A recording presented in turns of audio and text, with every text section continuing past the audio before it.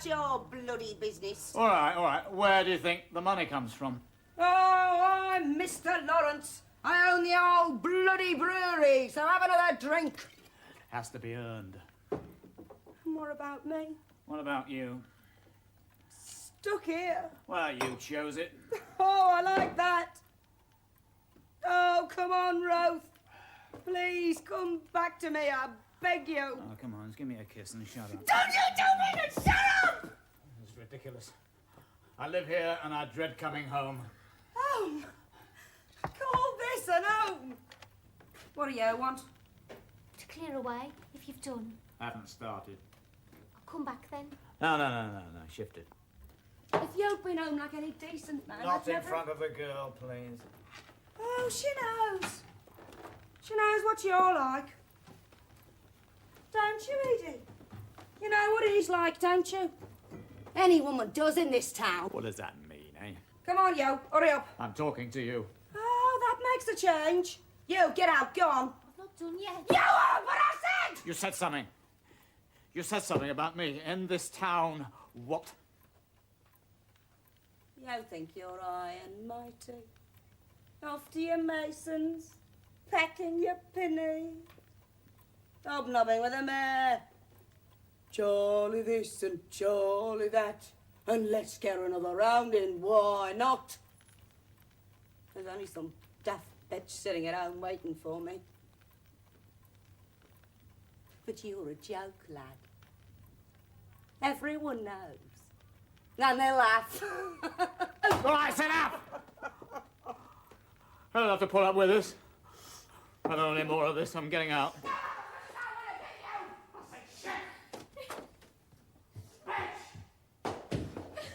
Chef! Bloody bitch! Bloody bitch! I can be, and I'll show you!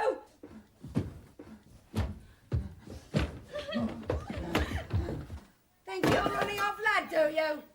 Well, you can save your breath, or I'll finish you!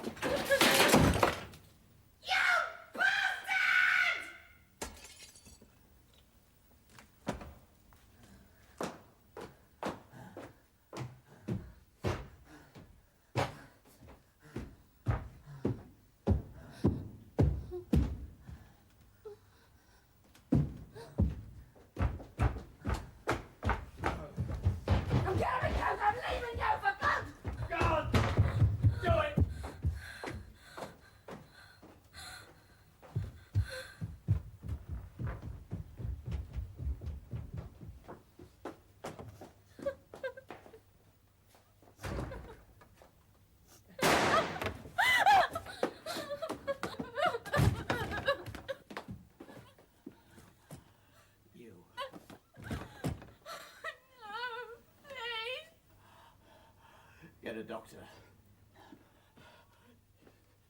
You heard me, girl! Out my back! Get a doctor! Quick!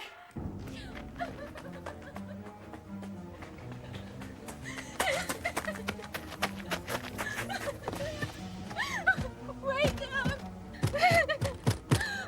Wake up! Look, I'm hungry.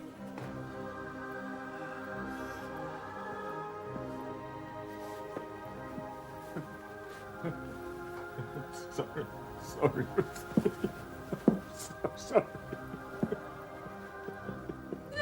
Listen to me, child. Run quickly and wake Dr. MacDonald. You know where he lives? I won't go inside Lawrence's house alone. I know him too well.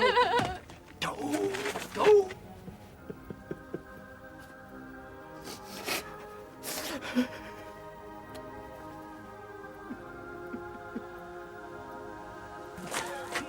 Wait, what on earth is going on?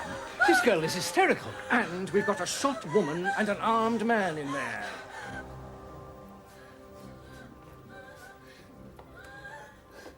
Lawrence, it's all right.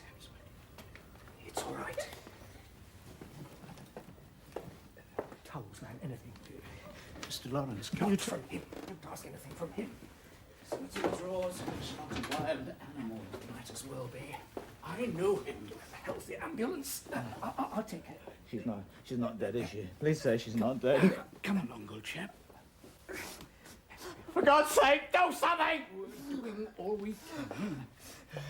If you knew what she's put me through. There. Press hard. There. Don't take your eyes off him. Listen. Get Charlie Cockerell, will you? I need Charlie. Edward, we can't involve the mayor in this. Just fetch him. It seems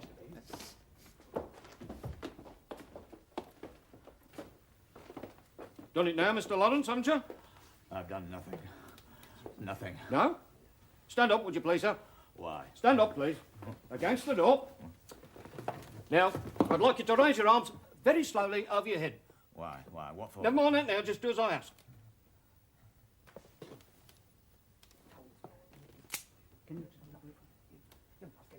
Mr. Lawrence, I must ask you to accompany me to the station. I'm not leaving her. Do you refuse to come along, sir? Not getting me out of my house. Very well. Edward Lawrence, I arrest you on the charge of shooting with intent to endanger the life of Miss... her name, please, sir? Ruth. Ruthie. Her surname, Mr. Lawrence. Ruth Hadley. Thank you. I arrest you on the charge of shooting with intent to endanger the life of Miss Ruth Hadley. You're not obliged to say anything now, but I must caution you that anything you do say will be written down and may be used in evidence against you. Right, take him out. You're not taking me anywhere. Come on. Get away from me!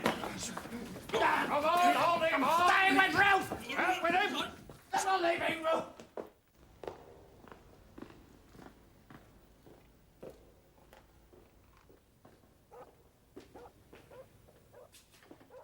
Wait outside, Constable, if you don't mind.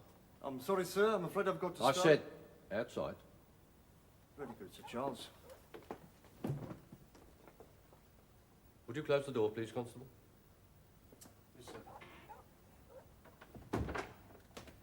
What the hell's going on, Ted? Have they told you anything? Jack Hill says you've shot Ruth. Jack who? Inspector Jack Hill. He arrested you. Pull yourself together, Ted. I told you months ago. Didn't I tell you to get rid of that girl? I did. What was she doing in your house tonight? She came back Did you ask her to? last week. God in heaven, you are a bloody fool. I love her, Charlie. Love. Love. You love your wife. You love your children. That's official. You stick to it. Do you understand that? Get me out of this place. No, Ted. This time it's too serious. Look, you're the mayor. Chairman of the bloody watch committee. Come on, pull a few strings. Sorry to interrupt, Sir Charles. I have to charge you again, Mr. Lawrence. Amended, you see. The charge is murder now. Sorry about this.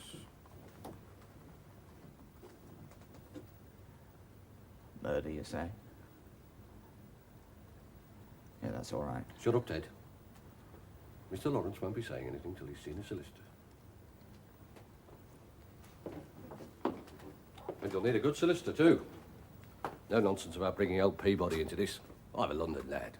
Sharp as a tack. He'll get you off. Don't you worry. All right, Ted. I'll be in again tomorrow.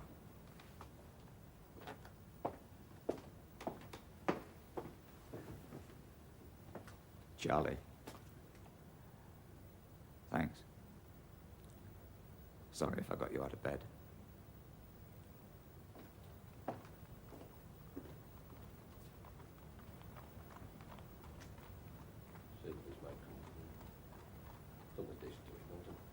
My wife will cook him something. Good lad.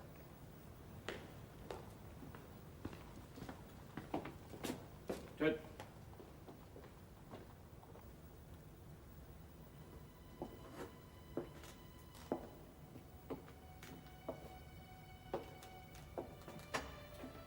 Vince.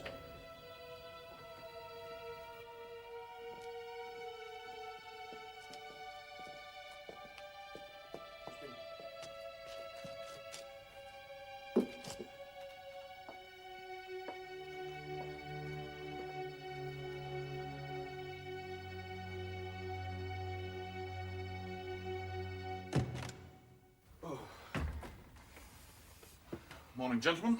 Morning, Mr. Marshall Hall. Morning, Marshal. Bit of a freezer, eh, what? Certainly is. I trust you gentlemen had a pleasant Christmas. Very agreeable, thank you, sir. Thank you. Oh, many thanks for the spoon. Thank you for the handkerchiefs. Looks like a nice pile of work for Chambers, Edgar. Yes, Mr. Newton brought them in. God bless Arthur. Anything interesting? One very fat one. 400 guineas with a 20-a-day refresher. For me? For Mr. Orr. Mind you, he'll need a leader. What is it? A drunken brewer from Wolverhampton has shot his mistress, it is alleged. A murder? Couldn't someone else lead? Mr. Newton has expressed a preference for you, sir. A murder trial. Lord. So soon after the Bennett case. Well, I'm sure I could persuade Mr. Newton to accept another leader. Shooting, you say? Yes, sir, and the good burghers of the town are all rallying round the accused. You wish me to lead for you, Wellesley? Certainly, Marshal. It won't hurt to have a look, I suppose. No, I did actually presume upon your interest, sir. You travel up to Wolverhampton tomorrow to meet Sir Charles Cockerell.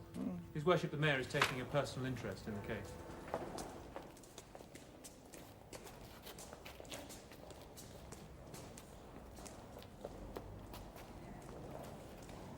His Worship will see you now, gentlemen.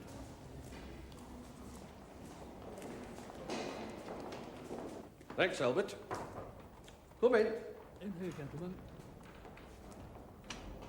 Sir Charles. How do you? Mr. Marshall Hall? Charles, my junior, Mr. Wellesley Orr. How do you do? All right, Albert. Rest of the day's your own. I tell Newton here to hire me the best. I have done. Well, he's no object. Drinks, gentlemen? No, No, thank you. Let's get things clear, shall we?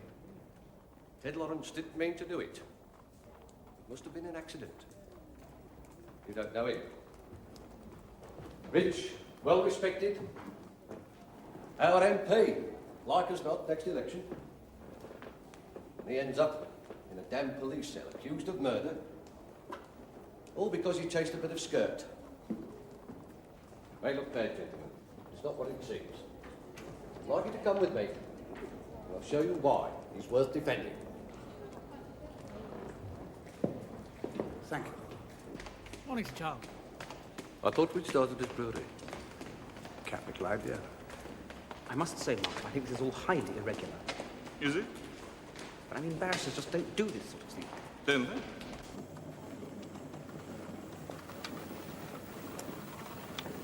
Substantial business. 3 more breweries within 25 miles, and over 100 public houses. Inherited? Only this one. When he took it home from his father, it was ruined. He spent years building it up. I've had a cake of all that. Yes, out of his cups. There's the pity of it. Well liked by the men. Him. He loves them. Thompson. He's worked with him for years. Friend of Ruth Hadley's, too. Marshal, he could be a witness. All right, Arthur, you build it. Fine. Afternoon, Your Worship. Why? Mr. Newton. Why? This is highly irregular. Well, We have our first witness. good.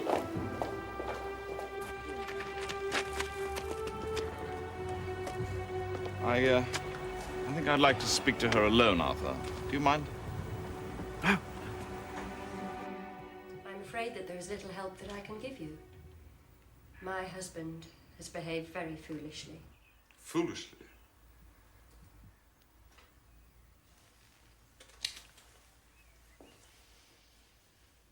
Mrs. Lawrence, your husband stands accused of willful murder. Poor Edward. What claim has he on your sympathy? You have divorced him. I have not. It was never made absolute.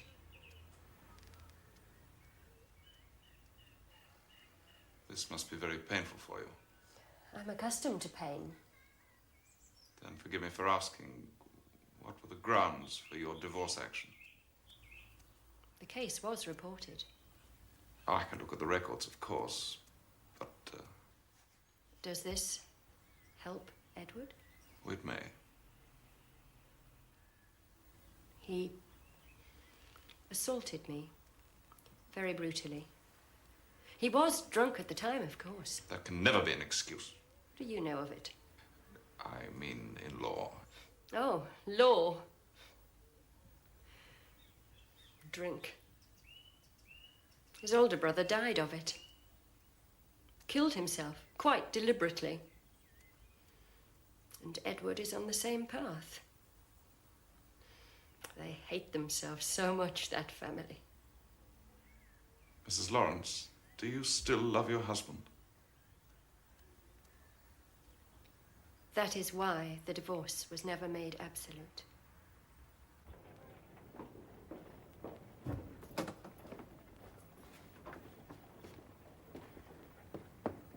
Mr. Lawrence, my name is Arthur Newton. I'm your solicitor. This is Mr. Edward Marshall Hall, who will defend you. Mr. Lawrence, how do you do, sir? And his junior counsel, Mr. Orr. Well, now, we have a task in front of us. Am I worth the effort? We think so. You don't look at all well. Have you seen a doctor? Yes. Not much you can do. My liver's well pickled. We can neither of us be surprised at that. However, he did say I could improve with a complete rest and a change of air. Do you reckon Dartmoor would fit the bill? I doubt it. Me neither. A quicker end might be preferable. Well, now, Lawrence, let's make a start, shall we?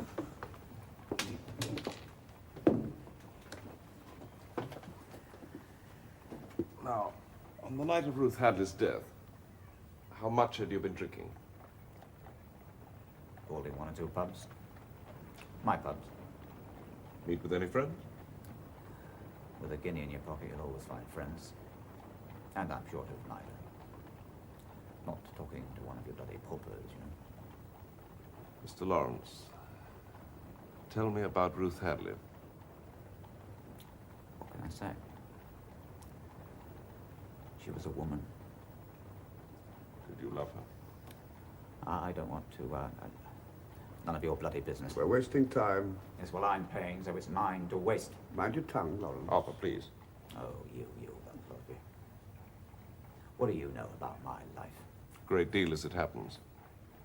Your political aspirations, your business interests, and above all, your wife. How could you wantonly throw all that away? Don't presume to judge me. Judge? I strive simply to understand you. Well, don't. I don't know why. I don't. Wish I did. Wish to God I'd never done any of those things. The drink,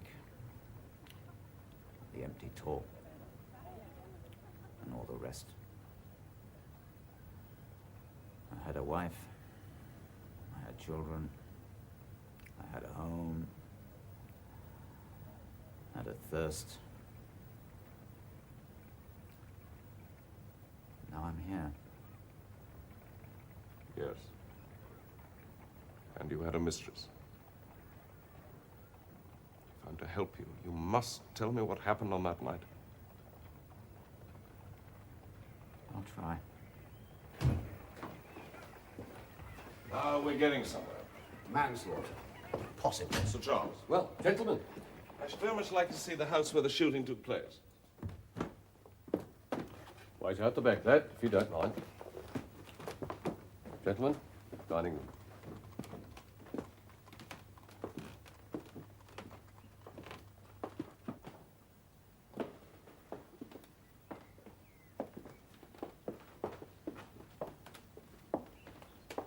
This is how they lived.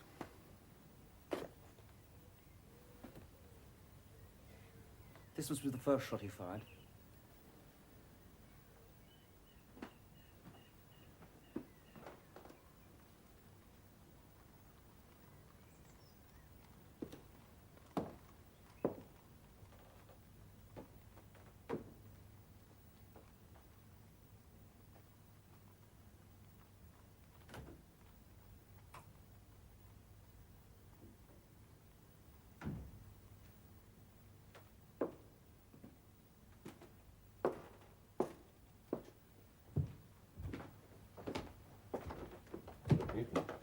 This isn't going to be a hanging, is it? Not if we can secure a manslaughter verdict. A prison sentence? You've seen the state of him. Charles! Mr. Marshal Hall. This is most helpful. I should very much like to see the gun. Would you now? Thanks, Jack. I know it's a big favour. Discretion, gentlemen. Absolutely.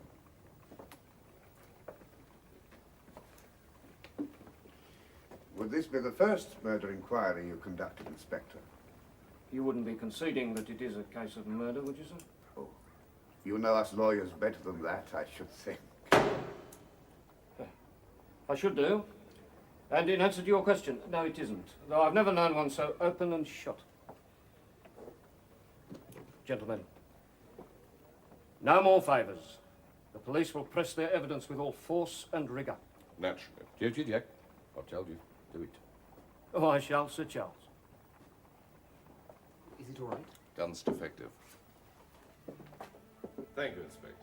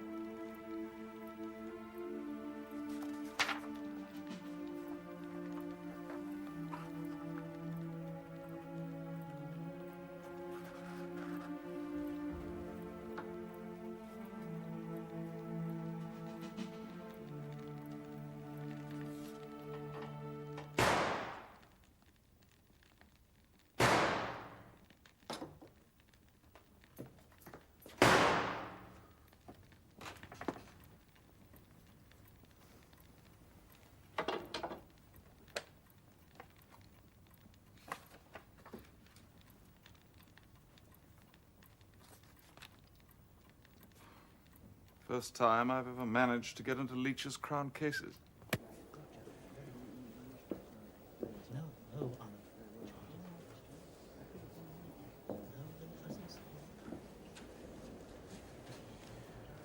I tell you, Marshal, if you can get this one off with manslaughter, I'll buy you a crate of champagne. Very good of you, Arthur. Tell me, what would you buy me if I got him off scot-free? Marshal, manslaughter.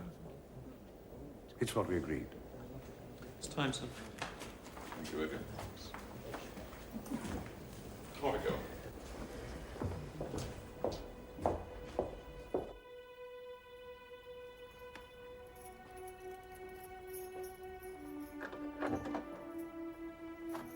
Edward? You shouldn't have come. There are many things we should neither of us have done. Yeah. So, are you here to gloat? You should know me better than that. Then why? I am your wife. Are you? Always. For better or worse. Fetch up the prisoner. I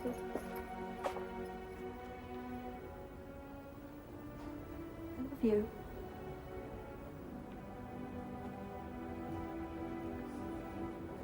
Ready?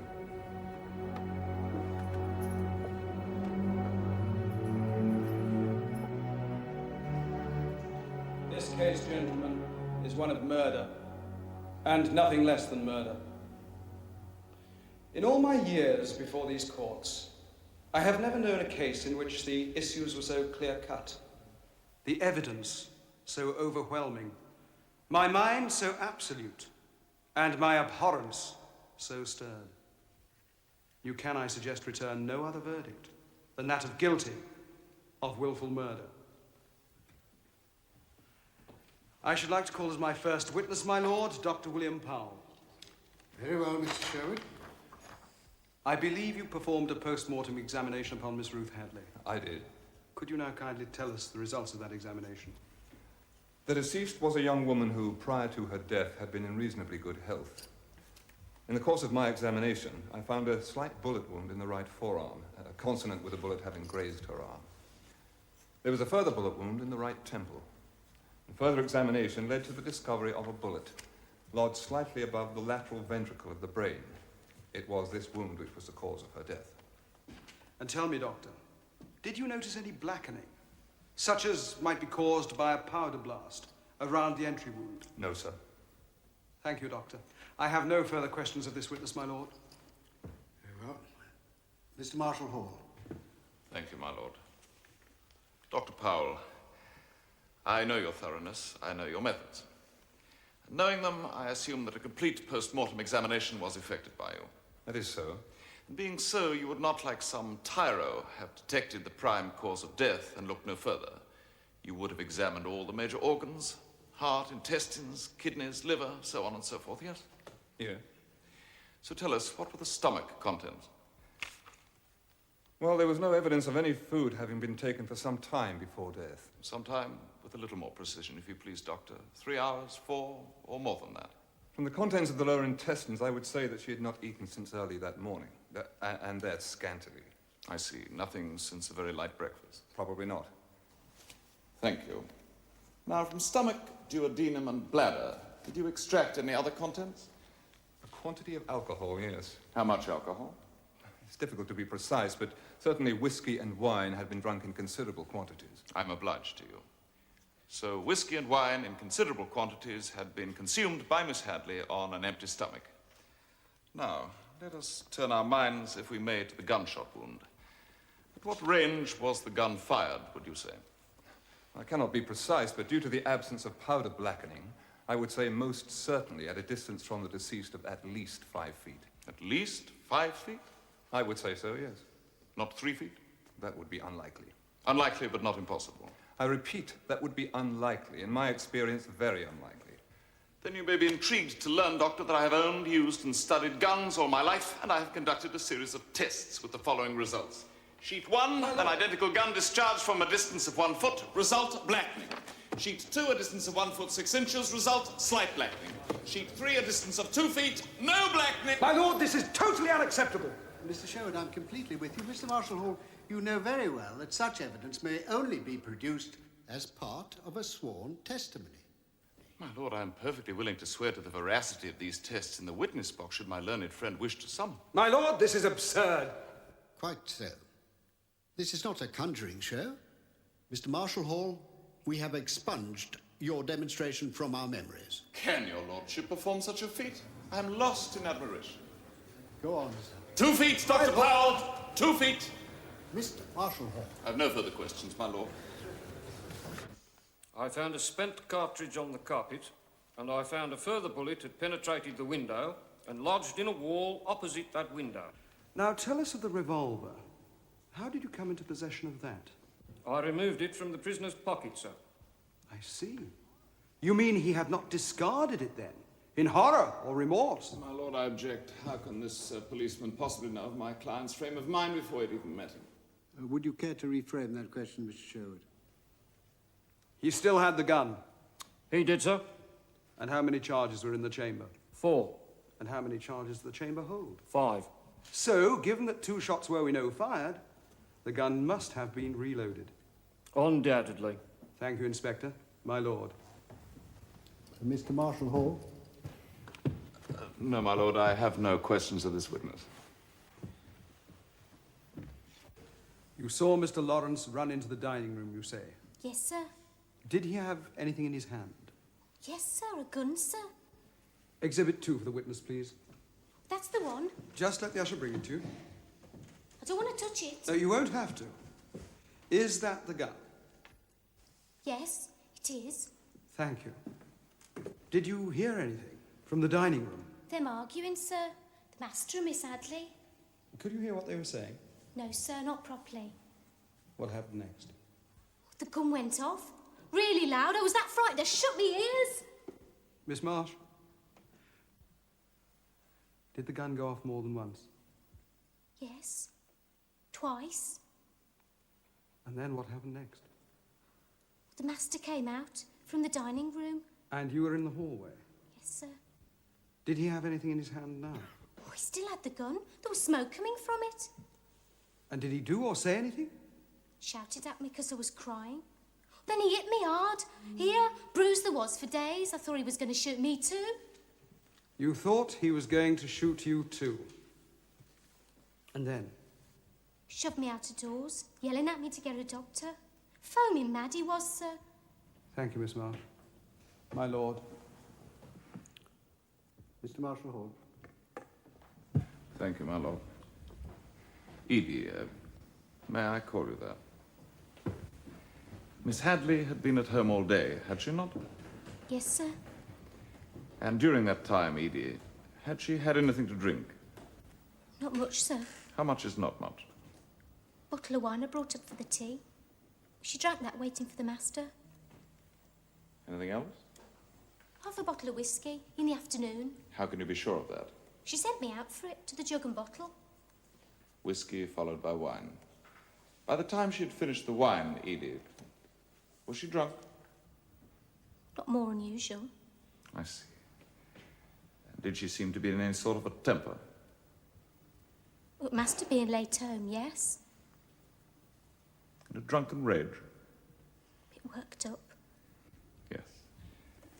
And, was Miss Hadley wearing a pretty frock that day, Edie? It was lovely. She always dressed nice. Could you describe it for us? Purple it was, with lace round here and a bit of velvet at the waist. You're doing very well. And she was wearing the same frock all the time you saw her? Yes, sir. Still wearing it when Mr. Lawrence went into the dining room before the shots? Yeah. Yes. Tell me, where did she keep her topcoats? In their bedroom. So, how is it that when Miss Hadley died, she was wearing just such a coat? Oh, I never knew she was. Oh, yes. So how did she get it? Oh, I don't know. Of course you don't. Because you were not there in the hallway all the time, were you? I thought... Were you? I was frightened. I ran off. When? When did you run off? After I had the first bang. After the first bang? Yes. Where did you run to? The cupboard. Under the stairs. To hide? Yes. How long were you there? I don't know. I was frightened. Naturally. No one should have suffered as you did that night. Oh, don't cry, my dear. We mean you no harm, and this is nearly over. Thank you, sir. Where were you when Miss Hadley went up to and returned from her bedroom? On the stairs. Under the stairs. Yes. In the cupboard under the stairs. I'm not a bad girl. I'm not. I'd forgotten. You've all got me that mixed up. Police and him and you. I know you're not a bad girl, Edie. We all forget things. Now think carefully. Did you see Miss Hadley after you hid under the stairs? No. I heard her. Coming down the stairs. It could only have been her. And into the dining room? I heard the door slam. This all happened after the first shot had been fired. Yes, sir. You've done very well. You've told the truth. When his lordship permits, go home. Do you have any further witnesses to call? No, my lord, that is the Crown's case. Very well. Mr. Marshal Hall. With your lordship's leave, I wish to call Mr. William Thompson. You are Mr. William Thompson? That's right, sir. And you work, do you not, as a barman at the Coach and Horses public house? I do. The same hostelry where Miss Hadley worked? She were a barmaid. And you also know my client, Mr. Lawrence? I do. I work for him. And are you also acquainted with him socially? Been round to the house a couple of times after Ruthie moved in. You paid regular visits to the house? Pretty regular. She used to get a bit down, like being on her own so much. She liked the company. I see. And do you remember one visit in particular, in July, 18 months before Miss Hadley's death? I certainly do. Then, in your own words, will you tell us what happened on that occasion? Yes, sir. It was about 5:30 when I arrived at the house, and I could see straight away that Ruthie had been shifting it even more than usual. Shifting what, Mr. Thompson? Booze, sir. I see. But was she in fact drunk? Oh, blooming heck. Yes, sir. Go on. Well, she started getting really violent. She started laying into him with the handle of a gamp. Beating him with it? Oh, I hitting him hard. And did he hit her back or attempt to? No. No, not him. He left with holding his head in his hand because it was bleeding. There was blood all over his face. And she ran after him, and I thought she was going to belt him again, so I shouted. I was clearing up the bottles and that from the floor, and she burst back into the room with a gun in her hand. She came real close to me, like she'd gone balmy, and she waved it at me and said, "This is what I'm going to do him with, and I'll only get 18 months. And did you ever witness similar incidents in that house? Did, sir. Not with a gun. That was the only time I saw the gun. But she'd pick up just the nearest thing that came to hand and lash out at him with it. A friend of mine said he saw her pick up a decanter. My lord. Mr. Thompson. Mr. Marshal Hall, this evidence is hearsay. Will you please control your witness and keep him to the point? With respect, my lord, what the witness says is very much to the point. I am hoping to establish the terror that would have been in my client's mind on that fatal night when she faced him gun in hand. She faced him, Mr. Marshal Hall? Quite so, my lord. I thought I must have misheard you. Your lordship's hearing is as acute as the rest of your faculties. Thank you, my lord. I have no further questions of this witness. This is a completely different line of defense. Yes. Excuse me. You are taking one hell of a risk. Bigger risk to come, Newton. Why do I ever brief you? Because I win. The man is innocent. Mr. Marshal Hall, you're worth every penny. The man is innocent. Innocent. Mr. Thompson, who owns the public house in which you work? The brewery, sir. And who owns the brewery? Well, he does, Mr. Lawrence. So he could, if he so wished, either promote you or demote you. He's a fair boss. Well, I'm sure that he is. But just to give you an example of the power of his patronage, he could, if he so wished, grant you the tenancy of a public house, could he not? Ah, he could. So you would do very well to stay on the right side of him. If you're suggesting that I... Do not be impertinent with me, Thompson. I suggest nothing. I do put it to you, however, that this whole tale of guns brandished and battles past is merely an invention designed to ingratiate yourself with a grateful employer whose neck you have tried to save from the gallows. Is this not the truth of the matter? No, sir, it is not. The jury will be judge of that. I have no further questions of this witness, my lord. Mr. Thompson, you may stand down.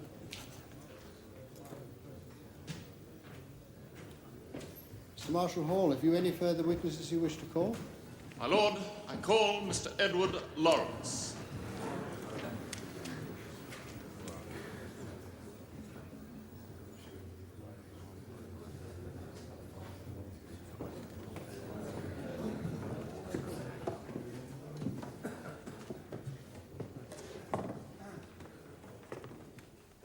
What is your religion?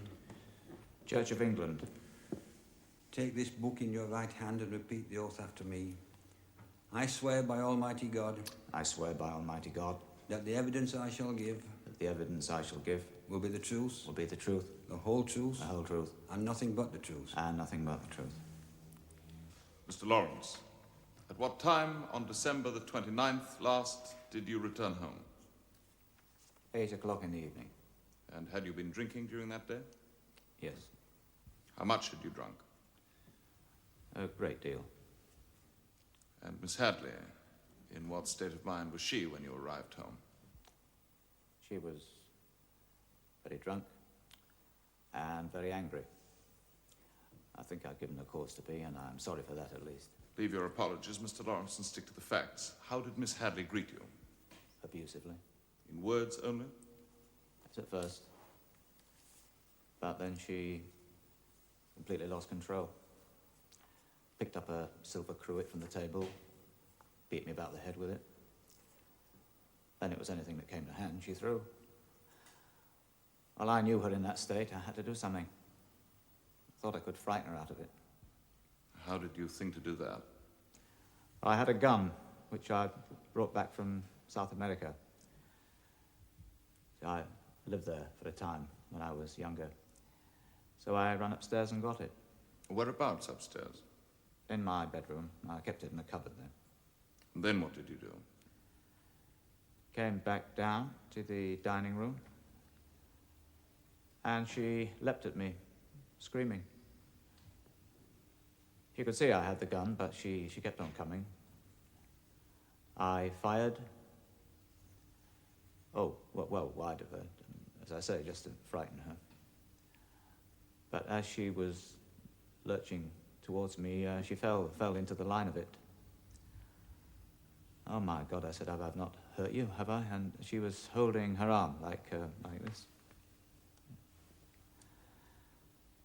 I was very frightened by what I'd done, so I went and put the gun back. Before you put the gun back in its hiding place, did you do anything to it?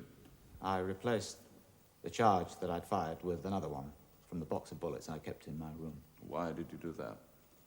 I always kept the gun fully loaded, and I thought, would to God it had been true, that its use was finished with for that night. And you put the gun back in the cupboard? Yes. Did Miss Hadley know it was customarily kept there? She did. And then what did you do? Came back down to see how she was, but she pushed past me, saying she was leaving me for good. I poured myself another drink, and next thing I knew, she was back in the room again. What was she wearing? A top coat. Mr. Lawrence, what did she have in her hand? That gun. Go on. And she was pointing it at me. I looked into the barrel of it, and as God is my judge, I thought my last moment had come. I saw the hammer rise, and I just leapt towards her for my very life, taking her arm like this. My lord, might I have your permission to effect a demonstration? As long as it's not another conjuring trick, Mr. Marshal Hall. It is not, my lord. Mr. Lawrence, would you be so good as to leave the box and stand on this table so that the jury may see you? Do it, Lawrence.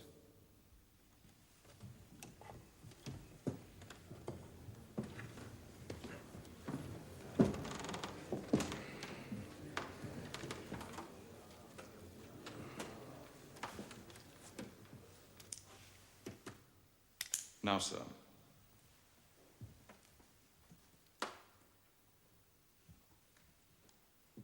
I take this gun.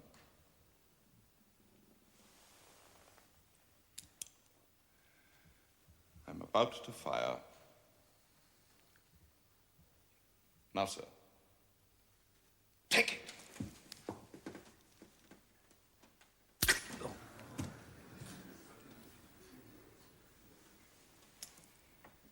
And Ruth Hadley lay dying. I apologize, my lord, for this unconventionality. Apologies are not needed, Mr. Marshal Hall. You may return to your place, Mr. Lawrence.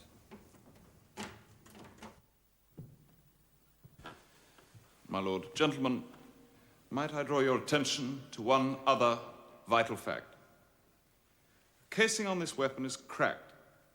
This gun is faulty. The merest touch may set it off. Now, watch carefully, if you please.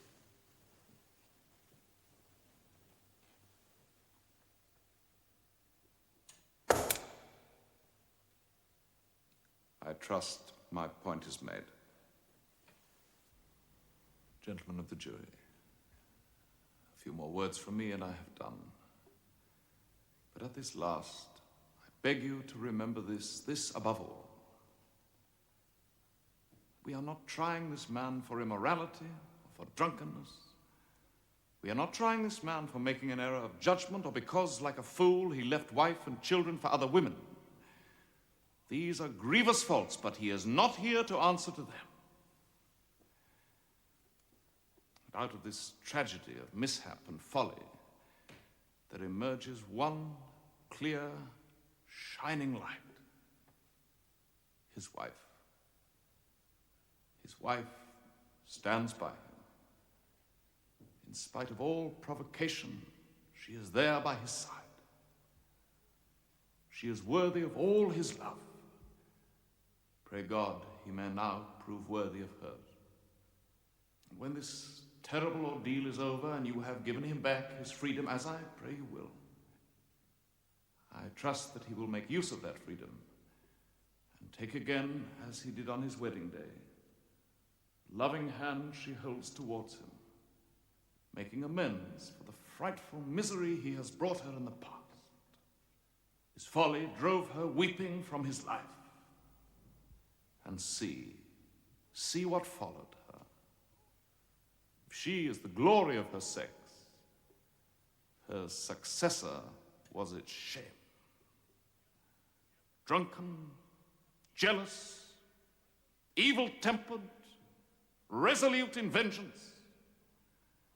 And on that cold winter's night, so hard on the heels of our great Christian festival of love, of light, of family, there was only darkness, hatred, and solitude in her heart as she sought his very life.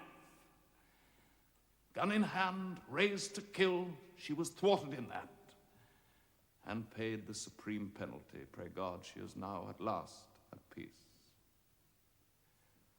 But must there be another killing? Must there?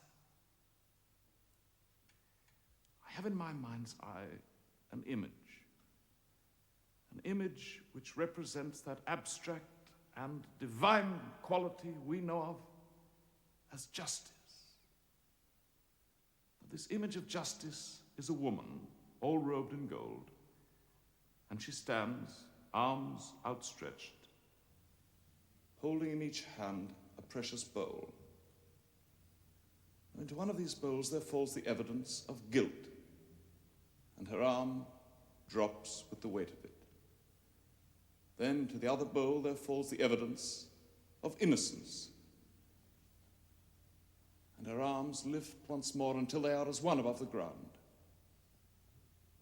And then, into the scale of innocence, unseen by human eye, there falls the weight of the presumption of innocence.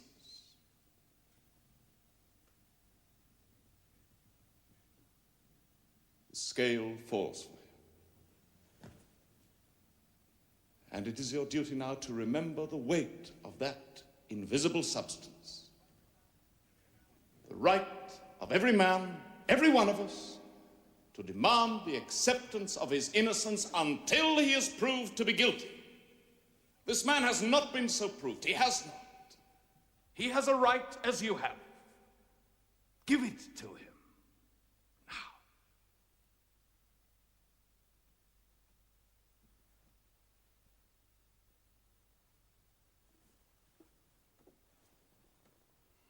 Gentlemen of the jury, will your foreman please stand? Please answer this question, yes or no. Have you reached a verdict upon which you are all agreed? Yes, sir. On the charge of murder, do you find the defendant, Edward Lawrence, guilty or not guilty? Not guilty. My lord, may the defendant be discharged. Mr. Lawrence, before I discharge you, I must add a few words of my own to those of your brilliant counsel. You've had a terrible lesson. But if you are resolved to turn a new page, you may yet find happiness with your lawful wife and with your children. And then perhaps God may forgive you for the life you've led. You may go.